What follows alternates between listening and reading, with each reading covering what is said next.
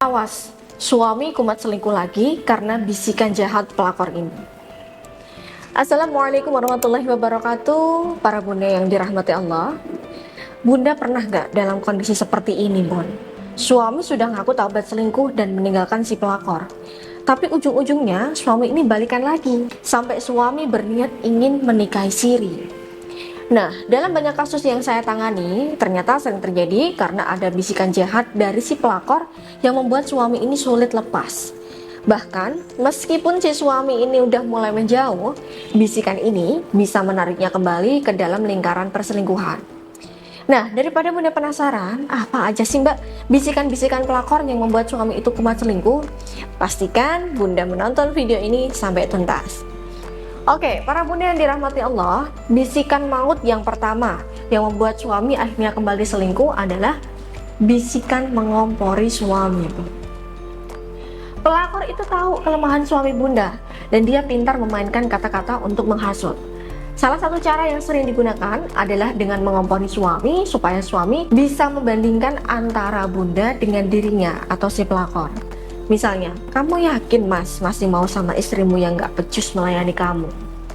Aku aja lebih paham apa yang kamu butuhin. Ya, kedua, lihat deh, istri kamu terlalu sibuk karir dan anak-anak ketimbang mikirin kamu. Daripada kamu gak keurus, mending kamu sama aku aja, yang udah pasti selalu ada saat kamu butuh. Nah, kata-kata seperti itu Bun, mungkin terdengar sepele, tetapi ketika diucapkan berkali-kali, nah ini bisa mempengaruhi alam bawah sadar suami. Dan lama-lama suami akan mulai merasa bahwa istrinya itu memang kurang dan dia lebih dihargai oleh pelakor. Padahal sebenarnya ini hanya permainan manipulatifnya si pelakor supaya suami terus terikat dengan pelakor. Apalagi Bun, kalau bisikan maut ini juga ada campur tangan dengan energi negatif seperti halnya susuk dan juga pelet. Bisa-bisa suami ini mudah terpengaruh dan tunduk dengannya. Nah, kemudian yang kedua, bisikan rasa kasihan pelakor. Pelakor itu pintar memainkan perasaan Bun. Dia tahu suami bunda ini mudah iba pada orang lain, sehingga dia menciptakan skenario seolah-olah dia menjadi korban. Misalnya, kalau aku boleh jujur ya mas, anak-anak aku itu sudah menganggap kamu sebagai ayahnya. Aku nggak tahu lagi kalau anak-anak aku ini kehilangan kamu. Nah, kalau suami bunda tipe yang mudah merasa bersalah, ini hati-hati Bun. Karena disinilah dia bisa tergoda untuk kembali. Bukan karena cinta, tapi karena kasihan. Dan ini bisa jadi celah yang membuatnya bisa kembali selingkuh. Nah, kemudian yang ketiga, bisikan rayuan ego suami. Pelakor ini tahu bahwa laki-laki punya ego yang ingin diakui. Makanya dia sering membisikkan hal-hal yang membuat suami bunda merasa dirinya spesial dan dibutuhkan. Contohnya, kamu itu beda banget dari laki-laki lain deh mas. Kamu lebih dewasa dan perhatian. Atau, aku tuh nggak pernah ketemu laki-laki yang bisa ngertiin aku seperti kamu mas. Nah, meskipun kelihatannya hanya kata-kata Bun, tapi ini bisa menyentuh alam bawah sadar suami loh. Dan kalau suami kurang mendapat apresiasi di rumah, bisa jadi dia tergoda untuk kembali mencari validasi dari pelakor. Nauzubillah ya Bun. Dan yang terakhir adalah bisikan ancaman. Nah, ini yang menurut saya lebih berbahaya Bun.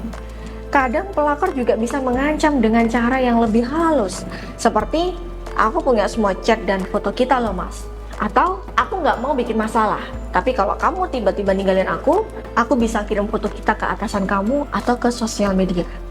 Nah, kalau suami tipe yang penakut dan nggak mau ribet, dia bisa memilih untuk tetap dekat dengan pelakor, meskipun hatinya ini sudah ingin lepas. Nah, jadi jangan heran kalau ada suami yang seolah-olah ingin kembali ke istri, tapi masih nyangkut dengan pelakor, alias nggak bisa lepas dan blokir pelakor, nggak bisa ngejauhin pelakor. Bisa jadi suami bunda ini posisinya memang sedang terancam. Lalu, apa yang bisa bunda lakukan supaya suami tidak terikat dengan bisikan maut pelakor? Tentu bunda harus mengawal taubatnya suami, Bun. Pertama, kalau ada pelakor yang berusaha mengancam suami, bunda jangan panik. Justru bunda harus menjadi orang yang menguatkan suami. Bicaralah pada suami Bun, bahwa apapun resikonya, entah itu atasan akan tahu, entah itu akan viral, bunda katakan akan tetap menerima suami dalam kondisi apapun. Supaya suami ini merasa aman dan tidak mudah terpancing oleh ancaman pelakor. Kedua, pastikan suami punya komitmen yang kuat.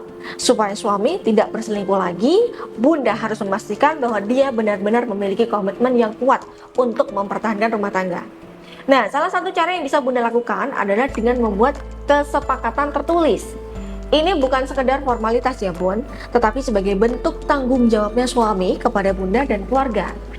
Supaya suami ini akan lebih sadar akan tanggung jawabnya, dan Bunda pun bisa lebih tenang saat menyikapi pelakor.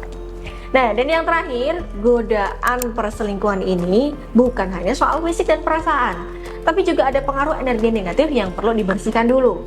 Kalau Bunda ingin suami benar-benar lepas dan kembali seutuhnya, pastikan Bunda juga melakukan usaha lahir dan batin dengan seimbang. Dan insya Allah, saya bisa membimbing Bunda dalam proses ini. Kalau Bunda butuh bantuan, bisa langsung hubungi saya di nomor yang ada di atas ini. Nah, semoga Allah menjaga rumah tangga kita semua dari godaan dan bisikan jahat yang bisa merusakkan kebahagiaan. Amin ya rabbal alamin. Oke, itu tadi yang bisa saya sampaikan. Semoga bermanfaat untuk para Bunda ya. Kalau Bunda butuh bantuan, segera hubungi saya. Saya Mbak Novi, saya pamit mohon undur diri. Akhirul kalam, wabillahi taufiq wal hidayah. Assalamualaikum warahmatullahi wabarakatuh.